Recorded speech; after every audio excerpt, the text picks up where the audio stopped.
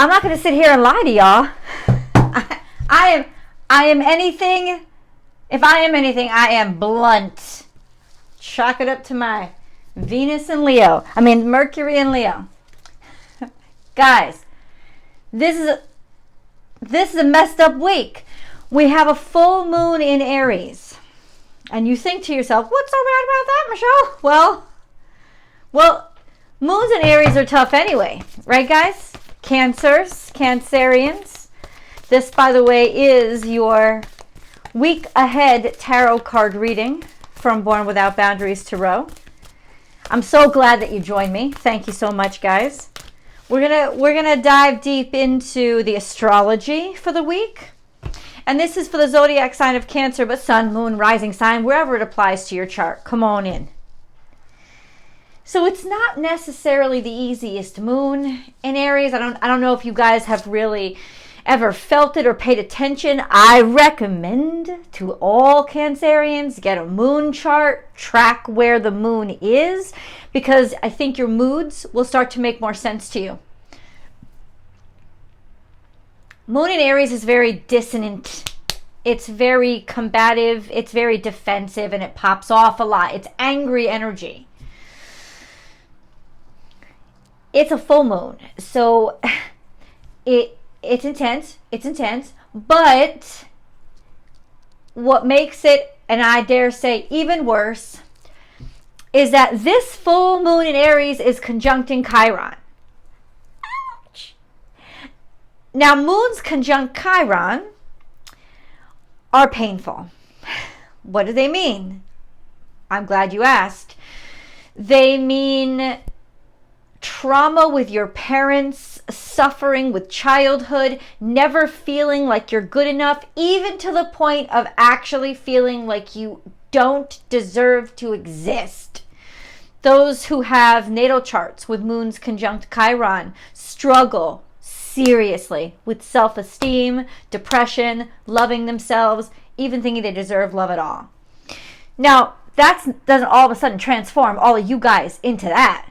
But Lord, help us. This is the kind of heavy that we're facing with this full moon. These are the kind of emotion, like, thank you, Lord, that these full moon transits only last about 3 days. Thank you. But you probably already started feeling it. It's tough. It's tough energy. But it gets even worse because this full moon in Aries conjunct Chiron is in direct opposition, bing, to the sun conjunct Venus in Libra.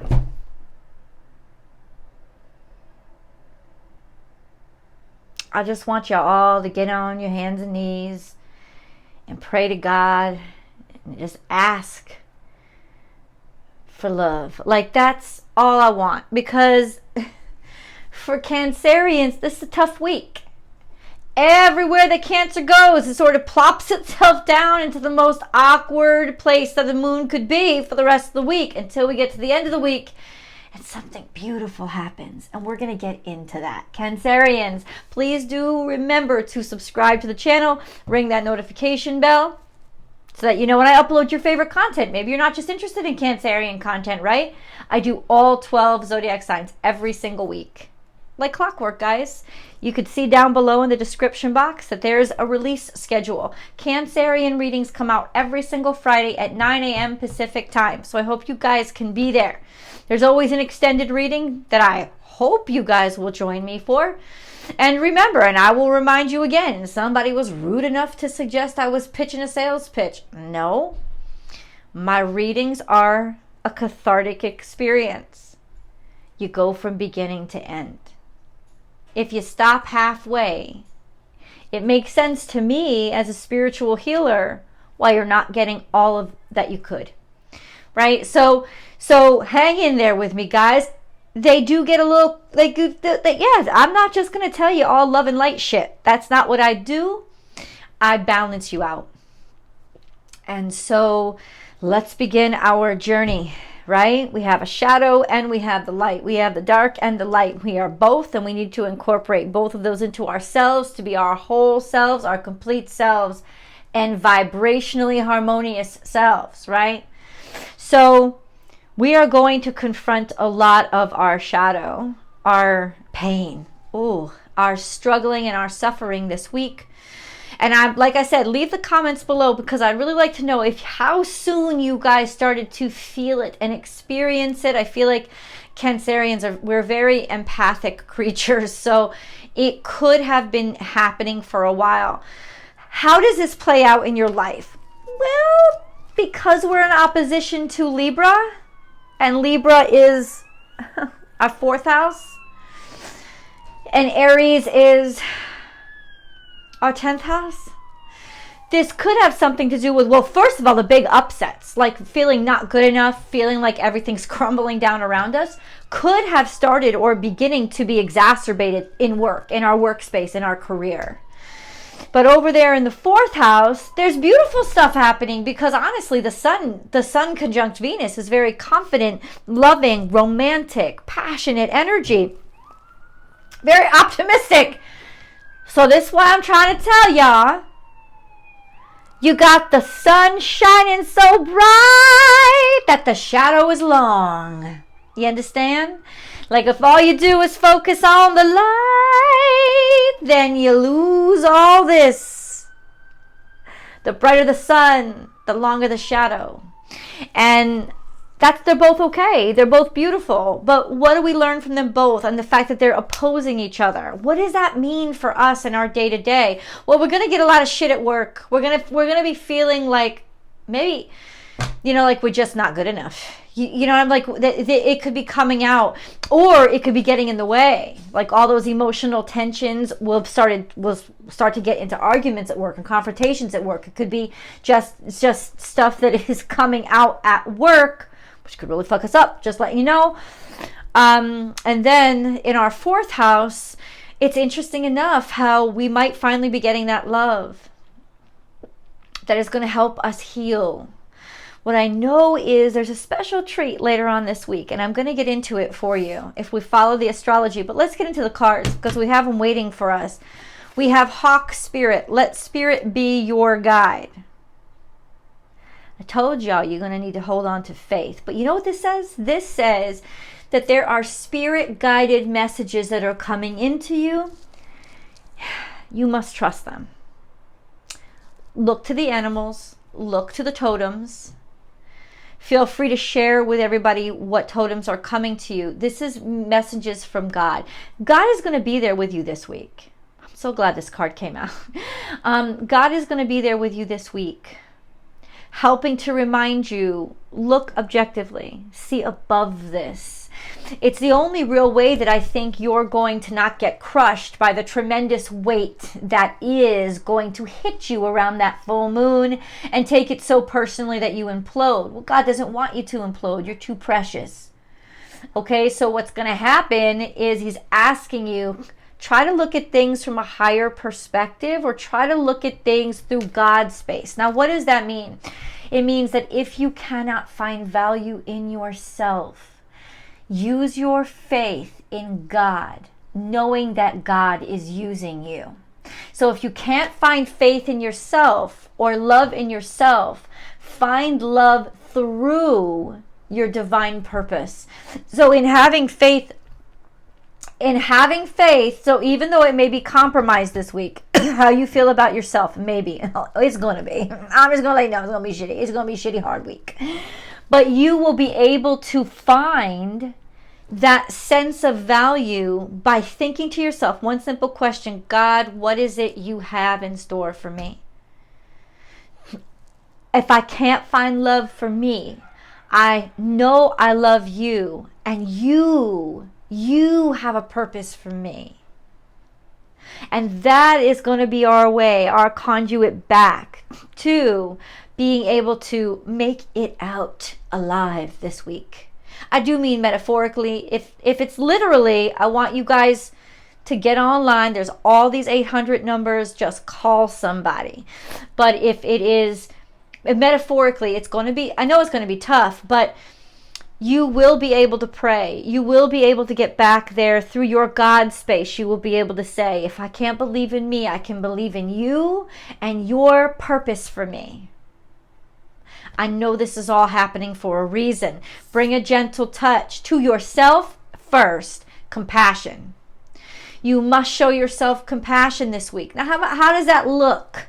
Well, I think it looks a lot of different ways, to be honest with you. It could mean just giving yourself a little bit more time to do things, taking more patience, like it could go all the way to taking sick leave, to taking mental health days, which I highly recommend. You should use them if you got them. So that could be one. If all you feel like is staying in bed, then do not judge yourself for that. Maybe you just need to sleep more.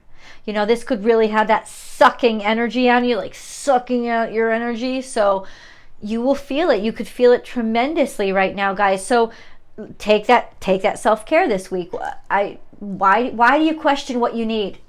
Why? This is how we implode. We question what we need, right?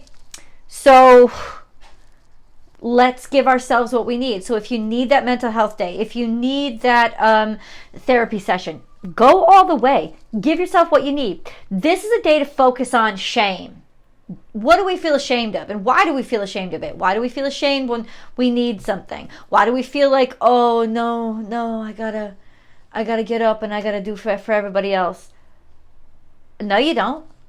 We talked about this a couple of weeks ago and you guys hated the fucking reading. But I said, even if y'all got kids, you don't leave your kids. I was speaking metaphorically. You don't literally leave your kids, but you leave the obligation, you leave the shame of feeling like I gotta keep going for everybody else. You really, really do have to take some time, especially over these first 3 days in the beginning of this week, around this Aries full moon. You cannot not listen to me when I say take some fucking time for you. And if you gotta, give the kids to mom, or you gotta give the kids to dad, you gotta say. And I say kids because I want you to know how very intimate and necessary it is, because we take parenting so seriously. It's everything to us. But the problem is we lose ourselves. We think, oh, we're just somebody's mom. We're just somebody's dad. We're not who we are. We got to find us again. God, why'd you put me here? God, why'd you make me their parents? God, this has to be a reason, and I got to find myself again. So this is you looking shame in the eye and saying, I'm not listening to you, because you're there because you're trying to tell me things that I ways that I haven't been taking care of myself. Really ways. Shame is going to show you how to love yourself better. It's going to give you, everywhere you're ashamed or you feel you haven't done things good enough, that's where you actually just haven't loved yourself well enough. You just let that slip too much. And so take note of that and know that this is where we're working. And remember, even though we're going to struggle throughout this week, there is a beautiful catharsis at the end of this week. We're going to get into the astrology. Let me finish these cards. Give with gratitude and grace. Isn't that beautiful, dude? This sense of love compassionately, and give everything you can, giving everything you can to someone in need, giving everything you can to loving, putting everything you can into loving, watching over somebody that you care about. Well, let's get into a little bit deeper into that. Cancer. What is this energy? Who are they protecting? You're protecting somebody. Oh, God. Okay. So, it is saying to you,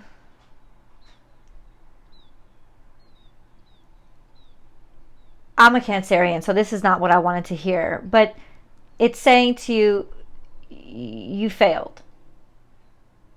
You've just been protecting somebody so much, and you've been doing everything you can for them. And you know what? You can't do it anymore. So that's what you will be facing this week. This is very, very, very, very bad. And then we have, once again, Five of Swords, which is exacerbating the defeat. Feeling like we're just not good enough. Like everything we do, everything we try, we're just a fucking failure. And we're done. It's ruined us, right? But in some ways, compassion is going to help us defeat defeat.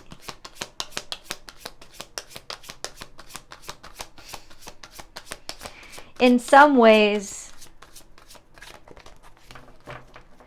we're done not winning. And there's a fight that's deep inside us. And that's what's coming out. We're just so ready to fight. There's a secret to how we got to fight, though. And it's going to surprise you. It's going to surprise you. Let me ask you something. Just a little hint. How do you usually fight? When? I think that's a better question. When do you usually fight? How often is it for yourself? And how often is it for somebody that you love? Now I'm going to come back around to the question to ask, if you fight for who you love, then why do you so rarely fight for yourself?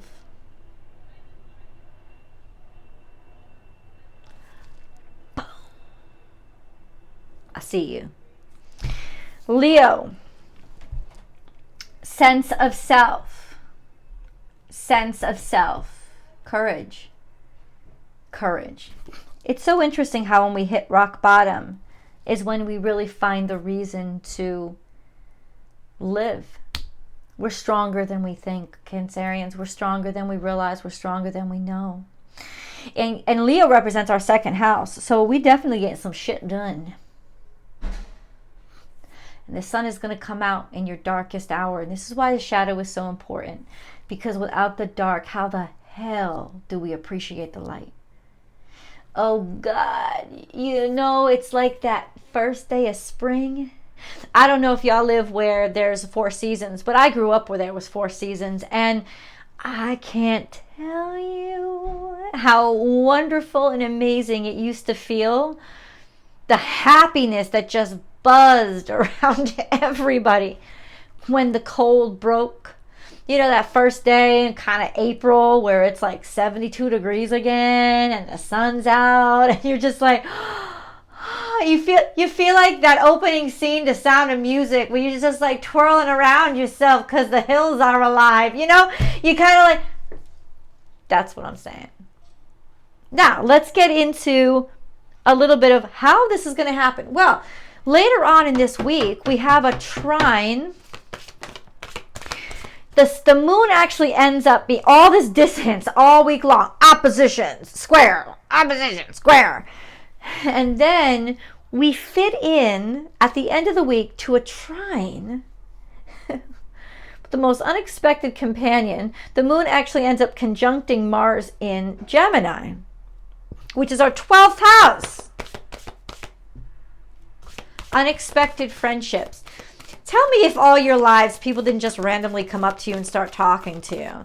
These mysterious friends that come and go, these mysterious conversations that come out of nowhere. This is what happens when you have Gemini as your 12th house.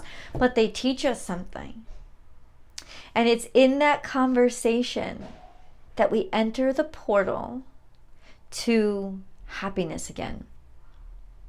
There's some sort of news or information or discussion that is going to awaken and enlighten you. Adjustments are required. It will show you what adjustments are required and why you have been failing, and it will empower you to make the changes necessary to not fail again. How does that all go down? How does that all happen? I'm glad you asked. We're going to get into the extended reading. I'll put this all into context of the areas of your life, and it'll become more it clear for you, because this is general energy reading. So if you like the reading, please remember to like it, give it a thumbs up, boop that like button, and then share it on your social media platforms. But we have some really nice news. You want me to show it to you before the extended? I will definitely show it to you before the extended. Triumph, victory, and success. All of a sudden, clarity on what the fuck needs to happen to take this shit away. And I think it's a discussion. I think it's a conversation that you finally get to have, or words or a message that finally comes through to help you feel love. Because my beautiful Cancerians, it really this week is about you letting someone love you and allowing them to deliver the message to you that you are loved and that they love you just when you need it most. Let's go to the extended. I'll see you guys there.